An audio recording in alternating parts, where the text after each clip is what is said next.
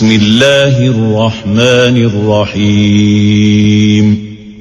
وَإِذَا قِيلَ انشُزُوا فَانشُزُوا يَرْفَعِ اللَّهُ الَّذِينَ آمَنُوا مِنكُمْ وَالَّذِينَ أُوتُوا الْعِلْمَ دَرَجَاتٍ وَاللَّهُ بِمَا تَعْمَلُونَ خَبِيرٌ.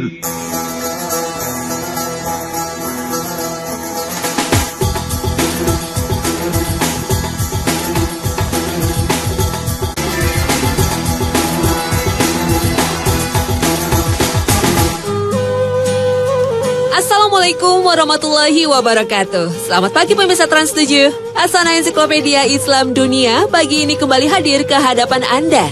Selain berbagi pengetahuan, juga saling mengingatkan dalam kebajikan. Tahukah Anda bahwa penjelajah dunia sebelum Columbus dan Marco Polo adalah seorang Islam? Seorang ilmuwan yang mencari Tuhannya hingga ke pelosok bumi. Pemirsa, inilah Ibnu Battuta.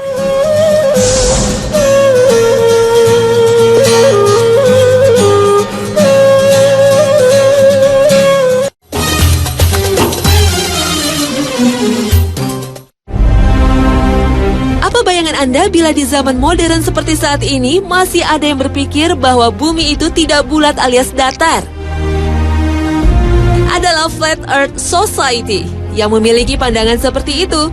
Meski teknologi sudah membuktikan secara empiris bahwa bumi itu bulat, fakta seperti ini dianggap sebuah konspirasi tingkat tinggi Badan Antariksa Amerika Serikat untuk kepentingan tertentu. Salah satu teori terkemuka mereka menyebutkan bumi serupa piringan, di mana lingkaran Arktik berada di pusatnya. Sementara Antartika, sebuah dinding es setinggi 150 kaki atau 45,7 meter, berada di pinggirannya. Namun, abad ke-21 ini, di mana informasi berkembang pesat dan teknologi luar angkasa luar biasa maju, apakah mereka serius? Tentu saja mereka serius. Jadi, biarkan saja mereka mempertahankan pandangannya. Yang pasti, pembuktian bumi itu bulat sudah dilakukan para penjelajah dunia beberapa abad silam. Di abad ke-16, Nicolaus Copernicus mengungkapkan teori heliosentris dan diperkuat lagi oleh Galileo. Keduanya sepakat tata surya berpusat kepada matahari dan bumi itu berbentuk bulat. Namun jauh sebelum Copernicus dan Galileo, para sarjana muslim pada abad ke-9 Masehi telah menyatakan bahwa bumi bundar seperti bola. Pada tahun 830 Masehi, Muhammad bin Musa al-Khawarizmi beserta para astronom lainnya telah membuat peta globe pertama. Saat itu, para astronom muslim juga menyatakan bahwa keliling bumi mencapai 24.000 mil atau 38,6 ribu kilometer.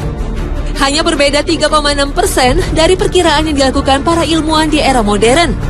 Pada abad ke-10 Masehi, ilmuwan muslim bernama Abu Raihan al-Biruni mengukur jari-jari bumi yang mencapai 6.339,6 kilometer. Hanya kurang 16,8 km dari nilai perkiraan ilmuwan modern. Teori bentuk bumi bundar seperti bola juga dinyatakan geografer dan kartografer muslim Abdullah Muhammad Ibnu Al-Idrisi Asy-Syarif. Pada tahun 1154 Masehi, Al-Idrisi membuat peta bola bumi alias globe dari perak. Bola bumi yang diciptakannya itu memiliki berat sekitar 400 kg.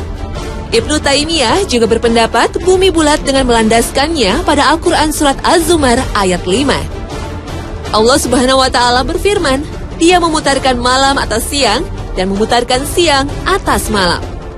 Selain itu, para ulama juga berpegang pada Surat Al-Anbiya ayat 33. Allah Subhanahu wa Ta'ala berfirman, dan Dialah yang telah menciptakan malam dan siang, matahari dan bulan. Masing-masing dari keduanya itu beredar atau falak di dalam garis edarnya. Kata falak dalam ayat itu, menurut para ulama, berarti bundar. Meskipun terlambat dibanding cendekiawan muslim, pemikiran Copernicus dan Galileo telah mendorong orang-orang Eropa untuk mengarungi lautan mencari daerah baru.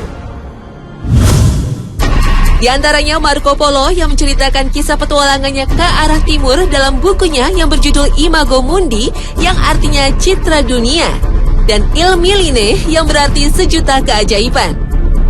Pada kedua buku ini dijelaskan tentang kekayaan yang melimpah di negeri timur yaitu Cina dan Jepang. Marco Polo telah menempuh perjalanan 8.050 km dalam petualangannya. Pada umur 17 tahun, ia berlayar ke timur bersama ayah dan pamannya Niccolo Polo dan Maffeo Polo. Ia menapaki Armenia, Persia, Afghanistan, melewati Pamirs, Mongolia, dan Cina. Di Mongolia, Marco Polo menjadi orang Eropa kepercayaan Kubilai Khan. Marco Polo menghabiskan perjalanannya ke jalur sutra selama 24 tahun sebelum kembali ke Italia. Selain Marco Polo, ada Vasco da Gama dari Portugis yang melakukan ekspedisi di tahun 1497 menyusuri sepanjang pantai Afrika Barat dan Timur menuju Samudra Hindia dan Laut Arab. Vasco da Gama tiba di Kalkuta pada tanggal 22 Mei 1498. Ia mendirikan pos perdagangan, membeli rempah-rempah untuk dikirim ke Portugis dan sebagian dijual ke negara-negara Eropa lainnya.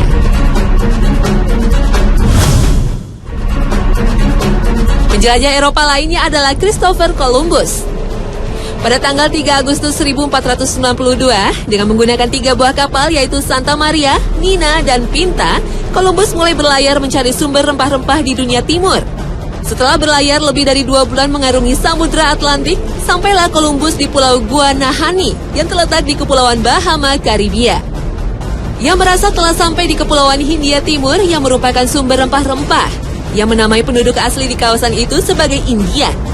Terhitung 4 kali Columbus bersama Amerigo Vespucci berlayar dalam rentang waktu 1492 hingga 1504. Mereka dianggap telah menemukan benua baru yang diberi nama Amerika.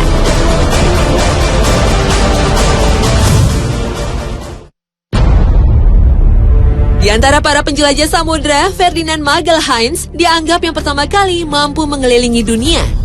Pada tanggal 10 Agustus 1519, Magelhaens berlayar ke barat didampingi oleh Kapten Juan Sebastian Delcano dan seorang penulis dari Italia yang bernama Pigafetta. Penulis inilah yang mengisahkan perjalanan Magelhaens dan Delcano mengelilingi dunia, yang membuktikan bahwa bumi itu bulat seperti bola.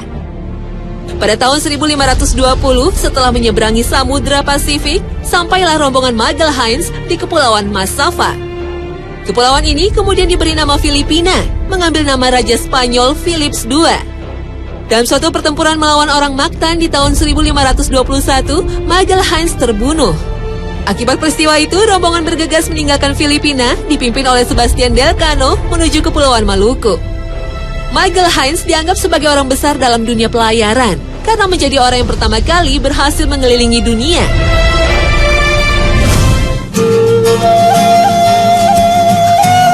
Nah, dunia Islam pun memiliki sosok penjelajah yang melegenda. Perjalanan panjangnya melebihi para penjelajah Eropa. Berikut ini kisahnya.